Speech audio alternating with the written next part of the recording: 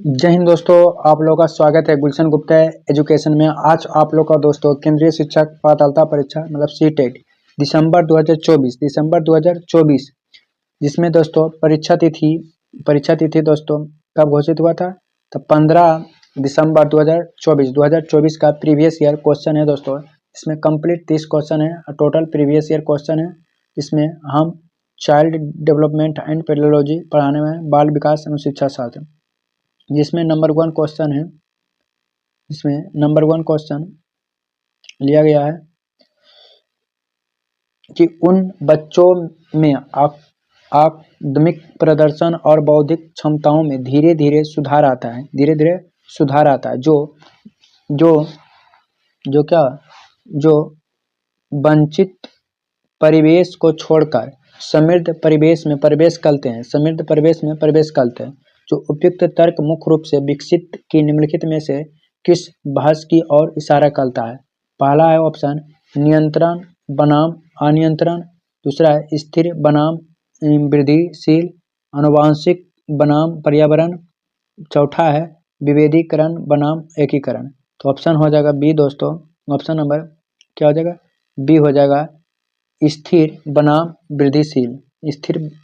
वृद्धिशील। देखिए कैसे उन बच्चों में आकादमिक प्रदर्शन और बौद्धिक क्षमताओं में धीरे धीरे सुधार आता है जो वंचित परिवेश को छोड़कर समृद्ध परिवेश में प्रवेश करते हैं। उपयुक्त तर्क मुख्य रूप से विकसित विकास की स्थिर बनाम वृद्धिशील बहस की ओर इशारा करता है। स्थिर सिद्धांत और वृद्धिशील सिद्धांत इसके बारे में सोचने के दो अलग अलग तरीके हैं जो समय के साथ मानवीय विशेषता कैसे बदलती है, और स्थिर सिद्धांत से यह अभिप्राय है कि विशेषता स्थिर होती है, जबकि वृद्धिशील सिद्धांत यह अभिप्राय है कि विशेषता बदली जाती है और बेहतर हो सकती है। 2 नंबर क्वेश्चन हो जाएगा। 2 नंबर, जब हम बचपन को एक ही श्रेणी के रूप में देखते हैं तो हम जेंडर, जातीय, सामाजिक वर्ग के संबंध में बच्चे के बीच सामाजिक और सांस्कृतिक अंतर खो देते हैं। क्या कहते हैं? खो देते हैं। बचपन एक सामाजिक संकल्पना है।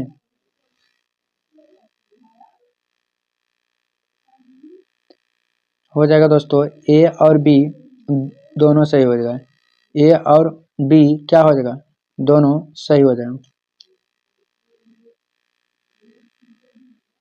कथन में है कि जब हम बचपन को एक ही श्रेणी के रूप में देखते हैं तो हम जेंडर, जातीय, सामाजिक वर्ग के संबंध में बच्चों के बीच सामाजिक सांस्कृतिक अंतर खो देते हैं। यह सही है क्योंकि बचपन को एक ही श्रेणी में देखने पर विभिन्न सामाजिक, सांस्कृतिक और कारण नज़रअंदाज हो जाता है। कारण है कि बचपन एक सामाजिक संकल्पना है। यह भी सही है क्योंकि बचपन का अनुभव और उसकी परिभाषा समाज और संस्कृति पर निर्भर करती है। यह कथन दोनों क्या है? सही है। 3 नंबर क्वेश्चन हो जाए, निम्नलिखित में से कौन सा कारक जीन पियाजे द्वारा प्रस्तावित संज्ञान परिवर्तन करने वाले कारकों में से नहीं है? गतिविधि नहीं है, जैविक परिपक्वता नहीं, सांस्कृतिक उपकरण है, संतुलन नहीं है। तो ऑप्शन नंबर हो जाएगा गतिविधि भी है, जैविक परिपक्वता भी है और संतुलन है, और ये नहीं सांस्कृतिक उपकरण नहीं है। तो ऑप्शन नंबर हो जाएगा सी। जीन पियाजे के द्वारा प्रस्तावित संज्ञान में परिवर्तन करने वाले कारक हैं। पहला है गतिविधि मतलब एक्टिविटी। बच्चा अपने आसपास के दुनिया के साथ संवाद करते हुए सीखता है। गतिविधि मतलब कहता है बच्चा अपने, जीन पियाजे कहते हैं कि गतिविधि करके सीखते हैं। बच्चे अपने आसपास की दुनिया के साथ संवाद करते हुए सीखते हैं। जैविक परिपक्वता, शारीरिक विकास भी संज्ञानात्मक विकास को प्रभावित करता है। जीन पियाजे कहते हैं संतुलन, बच्चा अपने अनुभव को संगठित करने के नई जानकारी को अपने मौजूद ज्ञान के साथ जोड़ने की कोशिश करता है। इस प्रकार सांस्कृतिक उपकरण जैसे कि भाषा, संख्या प्रणाली उपकरण पियाजे के सिद्धांत का एक महत्वपूर्ण हिस्सा नहीं है। यह सामाजिक सांस्कृतिक सिद्धांत हैं। लेव वाइटोस्की के सिद्धांत का महत्वपूर्ण हिस्सा है। किसका? लेव वाइटोस्की का महत्वपूर्ण हिस्सा है। 4 नंबर क्वेश्चन हो जाएगा, जीन पियाजे ने माना कि सीखने की प्रक्रिया पूरी तरह आनुवंशिक पर निर्भर हैं? जीन पियाजे कहते हैं पूरी तरह आनुवंशिक पर निर्भर हैं। कथन में विकास जो आनुवंशिक और पर्यावरण के बीच परस्पर क्रिया का परिणाम है, क्या हो जाएगा दोस्तों?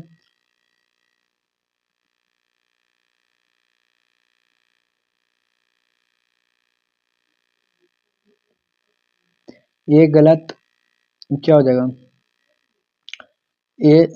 ए और आर दोनों ही सही ना, ये तो गलत हो जाएगा। पहला सही हो जाएगा, दोनों सही है। ये गलत हो जाएगा। जीन पियाजे ने मानना है कि सीखने की प्रक्रिया पूरी तरह के आनुवंशिक पर निर्भर है, परंतु अभिकथन गलत है। इसके अनुसार सीखने की प्रक्रिया आनुवंशिक और पर्यावरण के बीच पारस्परिक क्रिया परिणाम है। इस प्रकार ये गलत है और आर क्या है? सही है, क्योंकि जीन पियाजे का कहना है कि आनुवंशिक पर नहीं, साथ ही साथ पर्यावरण पर भी डिपेंड रहता है दोस्तों। इसने यह इस प्रश्न को जेड मतलब संकेत दिया गया, इसका अर्थ होता है यह सभी सही है। 5 नंबर क्वेश्चन हो जाएगा। जीन पियाजे के अनुसार जब बच्चे अपने मौजूद संज्ञानात्मक संरचना के अनुसार नए अनुभव को नहीं समझ पाते हैं तो अनुभव करते हैं और सहारा लेते हैं। दोस्तों क्या मतलब कर रहा, जीन पियाजे के अनुसार कहते जब बच्चा अपने मौजूद संज्ञानात्मक संरचना के अनुसार नए अनुभवों को नहीं समझ पाते, मतलब असंतुलन के गुण में चल जाते हैं और फिर अनुभव करते हैं और सहारा लेते हैं, तो असंतुलन से क्या होता है? संतुलन होता है। तो हो जाएगा ऑप्शन नंबर ए हो जाएगा। क्या होगा? पहले असंतुलन हो जाता है, इसका बाद क्या होता है? अनुकूलन होता है, असंतुलन के बाद अनुकूलन में आ जाता है। इसमें जीन पियाजे के अनुसार जब बच्चे अपने मौजूद संज्ञानात्मक संरचना के अनुसार नए अनुभवों को नहीं समझ पाते हैं तो वह असंतुलन अनुभव करते हैं और फिर अनुकूलन का सहारा लेते हैं। अनुकूलन का क्या लेते हैं? सहारा लेते हैं। 6 नंबर क्वेश्चन, जहाँ पियाजे बच्चे को देखते हैं वही वाइटोस्की बच्चों क्या कहते हैं? देखते हैं। क्या देखते हैं? विचार की सक्रिय हेरफेर कर्ता के रूप में और सामाजिक संदर्भ के निष्क्रिय कर्ता के रूप में। ऑप्शन बी में है कि विचारों को सक्रिय हेरफेर कर्ता के रूप में, सामाजिक संदर्भ में सक्रिय कर्ता के रूप में। 3 में है विचारों को निष्क्रिय हेरफेर के रूप कर्ता के रूप में, सामाजिक संदर्भ के सक्रिय के रूप में।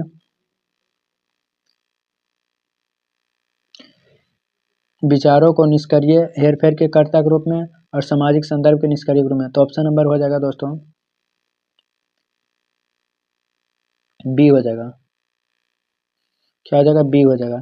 विचारों को सक्रिय हेरफेर में कौन? जीन पियाजे कहते हैं। जीन पियाजे क्या कहते हैं कि जहाँ बच्चे को क्या है विचारों को सक्रिय रूप में करते हैं कर्ता के रूप में, और जबकि सामाजिक संदर्भ में सक्रिय रूप में। दोनों में क्या होता है? सक्रिय रहते हैं, ये विचार में रहते हैं और सामाजिक में रहते हैं। कौन? वाइटोस्की के बच्चों में। ये पॉइंट है दोस्तों, यहाँ पर पॉइंट पढ़ लेते हैं। पियाजे और वाइटोस्की दोनों ही बाल विकास के सिद्धांत है, लेकिन उनके दृष्टिकोण में अंतर है। जहाँ पियाजे बच्चों को सक्रिय हेरफेर कर्ता के रूप में देखते हैं, वही वाइटोस्की बच्चों को सामाजिक संदर्भ में सक्रिय कर्ता के रूप में देखते हैं। ये है जो है ये बच्चों को सक्रिय रूप में देखते हैं, आई जो आई सामाजिक संदर्भ में सक्रिय देखते हैं। 7 नंबर क्वेश्चन, लॉरेंस कोहलबर्ग के सिद्धांत में नैतिक विकास की अवस्थाओं में निर्धारण का आधार क्या है? व्यक्ति की आयु। ऑप्शन बी में है व्यक्ति द्वारा दिया गया उत्तर जो चोरी पक्ष में विपक्ष। ऑप्शन सी में है व्यक्ति का अनुक्रिया अवंता क्रिया तर्क। ऑप्शन डी में है सही विकल्प को चयन करें। तो कौन सी हो जाएगा? तो डी नंबर हो जाएगा दोस्तों। पहले हो जाएगा बी हो जाएगा, पहले बी फिर सी हो जाएगा, पहले बी होगा फिर सी होगा, पहले बी। व्यक्ति द्वारा दिया गया उत्तर चोरी पक्ष में विपक्ष। तो ऑप्शन बी ऑप्शन सी व्यक्ति की अनुक्रिया अंतर्ग्रहण तर्क। दोस्तों लॉरेंस कोहलबर्ग के सिद्धांत में नैतिक विकास की अवस्थाओं का निर्धारण व्यक्ति द्वारा दिया गया उत्तर चोरी के पक्ष में विपक्ष में व्यक्तियों का अनुक्रिया में अंतर्निहित तर्क के आधार पर किया जाता है। 8 नंबर क्वेश्चन, लेव वाइटोस्की के अनुसार संज्ञानात्मक विकास का मायने हैं। क्या मायने हैं दोस्तों? मनोवैज्ञानिक उपकरण का उपयोग में महारत हासिल करना, पर्यावरण के अनुकूलन ढालन सीखना, संज्ञानात्मक द्वंद्व प्रतिक्रिया को पहचान पाना। ऑप्शन डी है योजना का सुसंगत संपूर्णता पर संगठित करना। तो ऑप्शन नंबर ए हो जाएगा। मनोवैज्ञानिक उपकरणों का उपयोग में महारत हासिल करना। लेव वाइतोस्की के अनुसार मनोवैज्ञानिक उपकरणों के उपयोग में महारत हासिल करना इस संज्ञानात्मक विकास का मायने हैं। संस्कृत उपकरण संज्ञानात्मक विकास और अधिगम के मुख्य निर्धारक हैं। वह मानव बौद्धिक विकास और मनुष्य दुनिया को कैसे देखते हैं यह महत्वपूर्ण भूमिका निभाते हैं। 9 नंबर क्वेश्चन, लेव वाइतोस्की के अनुसार शिक्षार्थियों को समीपस्थ विकास के क्षेत्रों के माध्यम से प्रगति में मदद करने में आवश्यक भूमिका है। 9 नंबर, भौतिक पर्यावरण, अधिक जानकार और तीसरा परिपक्वता, चौथा सकारात्मक दृष्टिकोण। तो ऑप्शन नंबर बी हो जाएगा अधिक जानकार अन्य। लेव वाइतोस्की के अनुसार शिक्षार्थियों की समीपस्थ के विकास के क्षेत्र में माध्यम से प्रगति में मदद करने में अधिक जानकार अन्य व्यक्तियों की भूमिका होती है। अधिक जानकार अन्य यमकीओ शिक्षार्थियों से अधिक जानकार या कुशल शक्ति होना। यमको मतलब शिक्षक, माता पिता, परीक्षण या साथियों से होता है। शिक्षार्थियों मार्गदर्शन और सहायता देता है। 10 नंबर क्वेश्चन, हावर्ड गार्डन ने प्रस्ताव किया कि बुद्धि है। दोस्तों क्या है बुद्धि है? अलग अलग प्रकार से विभाजित किया जा सकता है, केवल अनुवांशिक से प्रभावित होता है, वातावरण कारकों से नहीं। प्रमुख रूप से याद करने और रटने के बारे में। तो रटना फटना तो गलत हो जाएगा दोस्तों। और मुख्य रूप से भावनात्मक अधिगम के बारे में नहीं। तो ऑप्शन नंबर क्या हो जाएगा? ए हो जाएगा। अलग अलग प्रकार से विभाजित किया जा सकता है। हॉल्डन गार्डन ने प्रस्ताव किया कि बुद्धि को अलग अलग प्रकार से विभाजित किया जा सकता है, जिनमें से प्रत्येक स्वतंत्र हैं। गार्डन द्वारा वर्णित 8 प्रकार के बुद्धि शामिल हैं। जैसे संगीत में क्या होता है? लयबद्ध होता है, दृश्य में स्थानीय होता है, मौखिक में भाषाएं होता है, तार्किक में गणित होता है, शारीरिक में गतिशील होता है, पारस्परिक होता है, अंतः व्यक्त होता है और 8 में प्राकृतिक होता है। प्रगतिशील शिक्षा क्या है? प्रगतिशील शिक्षा क्या है दोस्तों? बी नंबर, प्रगतिशील शिक्षा ने जॉन डी ड्यूबी ने एक अमेरिका दार्शनिक ने प्रगतिशील शिक्षा की अवधारणा का प्रस्ताव किया, जो इस बात पर जोर देता है कि अधिगम केवल स्वयं अनुभव दृष्टिकोण के माध्यम से होता है।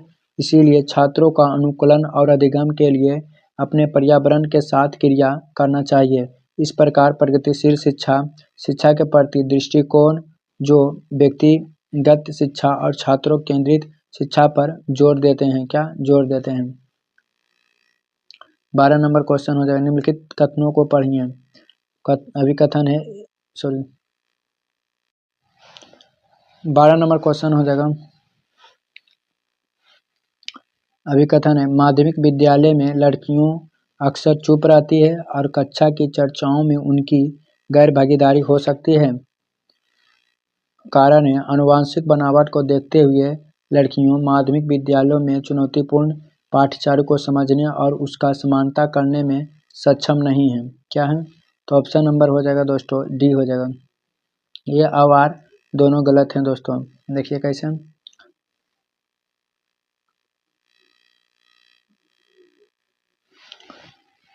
माध्यमिक विद्यालय में लड़कियों अक्सर चुप रहती है और कक्षा में चर्चाओं में भाग नहीं लेती है। यह कथन गलत है, क्योंकि माध्यमिक विद्यालय में लड़कियों की गैर भागीदारी के अन्य कारण हो सकते हैं, जैसे कि सामाजिक दबाव, लैंगिक रूढ़िवादी शिक्षकों के दृष्टिकोण आदि। कारण है कि यह दावा गलत है, क्योंकि आनुवंशिक बनावट को देखते हुए लड़कियों माध्यमिक विद्यालयों में चुनौतीपूर्ण पाठ्यचर्या को समझने उसका समान करने में सक्षम नहीं है, क्योंकि लड़कों और लड़कियों में दोनों को समान रूप से सीखने की क्षमता होती है। इस प्रकार ए और दोनों के गलत हैं। मूल्यांकन एक प्रकृति है, मूल्यांकन एक प्रकृति होनी चाहिए और मूल्यांकन कार्य होनी चाहिए। क्या है डैश? 13 का हो जाएगा ऑप्शन नंबर ए, गतिशील हैं और परमाण्विक हैं। मूल्यांकन एक प्राकृतिक गतिशील होनी चाहिए, मूल्यांकन एक प्राकृतिक गतिशील होनी चाहिए और मूल्यांकन एक परमाणुक होनी चाहिए। क्या है? परमाणुक होनी चाहिए। 14 नंबर क्वेश्चन कथन में है, ऐसे उपयुक्त माना जाता है कि अधिगम के लिए आकलन करते समय मानवीय कृति परीक्षणों पर निर्भर नहीं करना चाहिए। और कारण है कि मानदंड संदर्भ परीक्षण को प्राप्त अंकों की तुलना एक निर्धारित प्रदर्शन मानकों से की जाती है। तो ऑप्शन नंबर हो जाएगा बी दोस्तों, ऑप्शन नंबर बी हो जाएगा। दोनों सही हैं लेकिन ये आर की व्याख्या नहीं करता है। ऐसा उपयुक्त माना जाता है कि अधिगम एक आकलन करते समय मानवीय कृति परीक्षणों पर निर्भर नहीं रहना चाहता है। यह कथन सही है क्योंकि मानव कृति परीक्षण सिर्फ एक ही संकीर्ण दायरे का ज्ञान का आकलन करते हैं। अधिगम के लिए आकलन में विविध तरीकों का उपयोग करना चाहिए ताकि छात्रों को वास्तविक समझ का पता चल सके। कारण है यह कथन भी सही है कि संदर्भ परीक्षण में प्राप्त अंकों की तुलना एक निर्धारित प्रदर्शन मानकों से की जाती है, परंतु कारण है कि मानदंड संदर्भ परीक्षण का उल्लेख किया जाता है जबकि अभिकथन मानवीकृत परीक्षणों के बारे में है। 15 नंबर क्वेश्चन हो जाएगा, निम्नलिखित में से कौन सा ऐसा प्रश्न का उदाहरण है जो छात्रों को विश्लेषणात्मक कौशल को बढ़ावा देता है? क्या बढ़ावा देता है? तो 15 हो जाएगा सी नंबर दोस्तों, 15 हो जाएगा सी नंबर, 15 का सी हो जाएगा। स्तनधारियों ने अपने को वातावरण के लिए अनुकूलित किया जाता है। क्या अनुकूलित किया जाता है? स्तनधारियों ने अपने को वातावरण के लिए कैसे अनुकूलित किया गया है? यह ऐसा प्रश्न है कि जो छात्र में विश्लेषण कौशल को बढ़ावा देता है। विश्लेषणात्मक कौशल का अर्थ किसी समस्या को पहचान कर उसका विश्लेषण करके तार्किक समाधान निकालकर यह सुलझाता है, उसे कहते हैं। 16 नंबर क्वेश्चन, एक समावेशी कक्षा विभेदित निर्देशित का पालन नहीं करता है। समावेशन एक नीति है जो एक जैसे सीखने की लक्ष्य और राजनीतिक और मूल्य विशिक्षणों की प्रदान करने में सामना अवसर जोड़ देता है। तो ऑप्शन नंबर डी हो जाएगा। दोनों क्या है? गलत है। एक ऐसा समावेश कक्षा विभेदित निर्देश का पालन नहीं करता है, यह कथन गलत है क्योंकि एक समावेश कक्षा में विभेदित निर्देश का पालन किया जाता है ताकि सभी विद्यार्थी में विभेदित का पालन किया जाता है ताकि सभी विद्यार्थी का अलग अलग जरूरत को पूरा किया जा सके। यह भी गलत है क्योंकि समावेश नीति सभी विद्यार्थियों को समान अवसर प्रदान करते हैं, लेकिन यह जरूरत नहीं है कि सभी विद्यार्थियों के लिए एक ही सीखने की राजनीतिक करागर हो। 17 नंबर क्वेश्चन, व्यक्ति प्रथम भाषा का प्रयोग जैसे कि अधिगम अक्षम छात्रों को बजाय अधिगम अक्षमता वाले छात्रों से संबोधन कर का उपयोग किया जा सकता है। तो हो जाएगा आंसर में बी दोस्तों, ऑप्शन नंबर बी हो जाएगा। समावेशन का मानव अधिकार दृष्टिकोण के अनुरूप है। व्यक्ति प्रथम भाषा का उपयोग जैसे कि अधिगम अक्षम छात्रों को बजाय अधिगम का अक्षमता वाले छात्रों का संबोधन करके समावेशन की मानव अधिकार दृष्टिकोण के अनुरूप है। 18 नंबर क्वेश्चन, दृष्टिबाधित बच्चों की जरूरतों को पूरा करने के लिए सहायक तकनीकी उपकरण का उदाहरण क्या शामिल है? तो ऑप्शन नंबर ए नंबर हो जाएगा, ए बी सी तीनों सही हैं। वैकल्पिक कंप्यूटर इनपुट उपकरण है, ब्रेल एम्बोसर है, वाक्य पहचाने सॉफ्टवेयर या भाषा का पठन है। दृष्टिबाधित बच्चों की जरूरत पूरा करने के लिए सहायक तकनीकी उपकरण उदाहरण है। पहला है वैकल्पिक कंप्यूटर इनपुट उपकरण है, ब्रेल एम्बोसर एवं प्रदर्शक है, वाक्य पहचाना सॉफ्टवेयर भाषण का पाठ है। 19 नंबर क्वेश्चन, स्वालीनता वाले विद्यार्थियों के संवेशन का समर्थन करने के लिए ऐसा उपयुक्त माना जाता है कि ऑप्शन नंबर डी हो जाएगा, ठोस शाब्दिक सुसंगत भाषा का प्रयोग करना चाहिए। स्वालीनता वाले विद्यार्थियों के सम्प्रेषण का समर्थन करने के लिए ठोस शाब्दिक सुसंगत भाषा का प्रयोग करना उपयुक्त माना जाना चाहिए। उन्हें समझने और सीखने में आसानी होता। स्वशीलता ऑटिज्म मस्तिष्क के विकास के दौरान होने वाले विकास हैं जो व्यक्ति के सामाजिक व्यवहार और संपर्क को प्रभावित करता है। इसे आत्म-विभोह और स्व-प्रमाणित भी कहते हैं। इससे प्रभावित व्यक्ति सीमित और दोहराव मुक्त व्यवहार करता है। जैसे एक काम को बार बार दोहराना, यह बच्चे को 3 साल होने से पहले शुरू हो जाता है। 20 नंबर क्वेश्चन, कक्षा में प्रतिभाशाली और रचनात्मक बच्चों की ज़रूरत को पूरा करने के लिए क्या महत्वपूर्ण है? तो ऑप्शन नंबर ए हो जाएगा, उन्हें सीखने की प्रक्रिया में व्यस्त रखें और उन्हें दिलचस्पी बनाए रखें।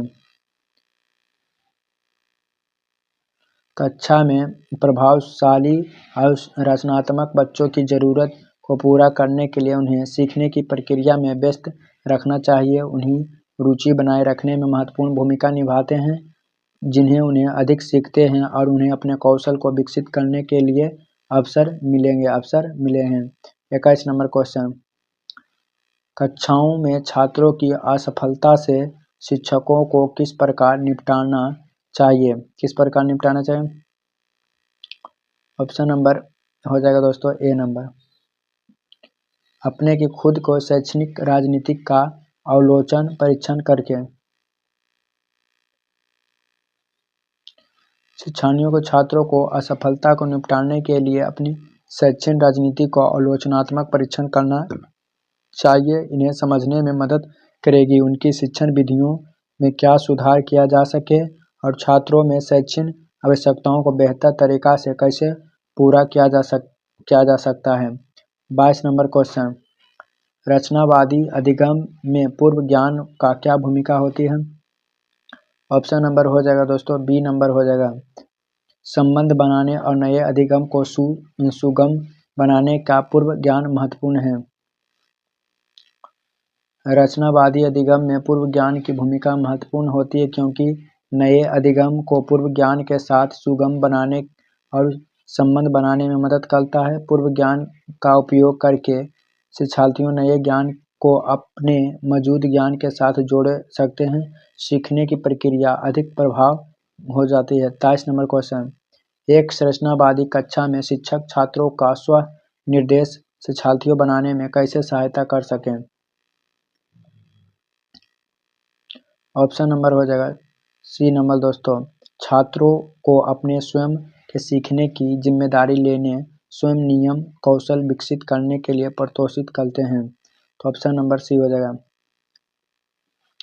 एक रचनावादी कक्षा में छात्रों का स्व निर्देश शिक्षार्थी बनाने में सहायक करने के लिए शिक्षक विभिन्न तरीकों का उपयोग कर सके। इनमें से सबसे प्रभावी तरीका छात्रों अपने स्वयं को सीखने के जिम्मेदार लेना और स्व नियमन कौशल विकसित करने के लिए प्रोत्साहित करना चाहिए। रचनावाद एक ऐसा दृष्टिकोण प्रतिनिधित्व करता है जो स्वयं का निर्माण, समझ और बोध का शिक्षक छात्रों को सक्रिय भूमिका पर जोर देता है। 24 नंबर क्वेश्चन, अभिकथन है कि एक माध्यमिक विद्यालय की शिक्षक अपनी कक्षा के छात्रों को बेहतर ढंग से समझने के लिए उनके माता पिता के साथ नियमित संपर्क में रहती है।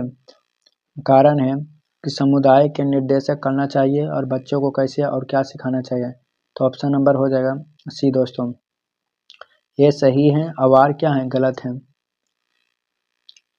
अभिकथन है सत्य है क्योंकि शिक्षक को अपने छात्रों को बेहतर ढंग से समझाने के लिए माता पिता के संवाद करना चाहिए। हालांकि यह कारण गलत है क्योंकि सामूहिक को निर्देश नहीं देना चाहिए। बच्चों को क्या सीखे बल्कि उन्हें शिक्षक और शैक्षणिक संस्थाओं को निर्देश देना चाहिए। 25 नंबर क्वेश्चन, शिक्षार्थियों को समस्या समाधान कौशल के उन्नत करने के लिए शिक्षकों को प्रोत्साहित करना चाहिए और शिक्षार्थियों के बीच चिंतन का बढ़ावा देना चाहिए। क्या देना चाहिए? ऑप्शन नंबर 2 मौखिकरण और सदस्यता हो जाएगा। शिक्षार्थियों के समस्या समाधान कौशल को उन्नत करने के लिए शिक्षकों को मौखिकरण का प्रोत्साहित करना चाहिए और शिक्षार्थियों के बीच दृश्यात्मक चिंतन को बढ़ावा देना चाहिए। अमौखिकरण से शिक्षार्थियों अपनी सोच को स्पष्ट रूप से व्यक्त कर सकते हैं और दृश्यात्मक चिंतन से भी विभिन्न दृष्टिकोण को समझ सकते हैं। अन्वेषण अधिगम में छात्र क्या होता है? तो ऑप्शन नंबर हो जाएगा ए, विचारों का खोज और हेरफेर के माध्यम से स्वयं के लिए जानकारी प्राप्त करते हैं। अन्वेषण अधिगम की संकल्पना का अर्थ है जो छात्र स्वयं के लिए स्वयं का ज्ञान का निर्माण करते हैं। शिक्षार्थियों को स्वयं के ज्ञान के लिए सक्रिय और निर्माता माना जाता है। अन्वेषण अधिगम जांच आधारित निर्देश की विधि है। अन्वेषण अधिगम का जेरोम बुर्नल द्वारा पेश किया गया था। इसके अंतर्गत शिक्षार्थियों ने सहसंबंध के नए सत्य की खोज करने के लिए नई जानकारी के अनेक कल्पना और खोज का उपयोग के लिए प्रोत्साहित किया गया है। 27 नंबर क्वेश्चन, यह महसूस करते हुए एक विज्ञान की कक्षा में ध्यान नहीं दे रहा है और इसीलिए प्रत्यय को समझने में असमर्थ है। रमेश कक्षा में सबसे आगे बैठने की फैसला करता है ताकि यह ध्यान केंद्रित कर सके। रमेश सीखने की राजनीति का उपयोग करता है। दोहराव, अंध संज्ञान, अवलंबन और ऑप्शन डी में क्या है? स्मृति सहायक विधि। तो ऑप्शन नंबर होगा अंध संज्ञान दोस्तों। यह महसूस करते हुए विज्ञान कक्षा में ध्यान नहीं दे रहा था, इसीलिए यह प्रत्यय को समझने के असमर्थ है। रमेश कक्षा में सबसे आगे बैठने का फैसला करता है ताकि वह ध्यान केंद्रित कर सके। रमेश सीखने की अंध संज्ञान राजनीति का उपयोग कर रहा है। अंध संज्ञान का अर्थ होता है किसी सोच के बारे में सोचना और अपने विचारों को चिंतन शैली में जरिए अपने ज्ञान का विचार करना। 28 नंबर क्वेश्चन, संज्ञान संदर्भ में भावनाओं के बारे में निम्नलिखित में से कौन सा कथन सही है? तो ऑप्शन नंबर हो जाएगा सी दोस्तों।